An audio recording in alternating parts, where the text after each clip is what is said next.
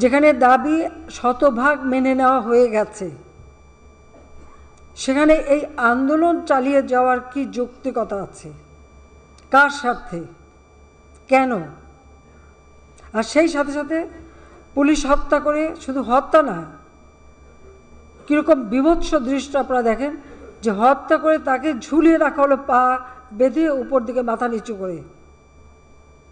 আমাদের গাজীপুরের যে কর্মী দলের, তাদেরকে তো মেরেছেই, হাসপাতালে চিকিৎসা নিতে গেছে, সেখান থেকে বের করে নিয়ে এসে পা গাছের সাথে ঝুলিয়ে রেখে তারপর তাকে গুলি করা হয়েছে। পুলিশের উপরে আক্রমণ, কত গাড়ি পুড়িয়ে দেওয়া হয়েছে, র্যাবের গাড়ি চালাচ্ছে তাকে যেভাবে মারা, এমনকি আমার মোটর কেডের যে পাইলট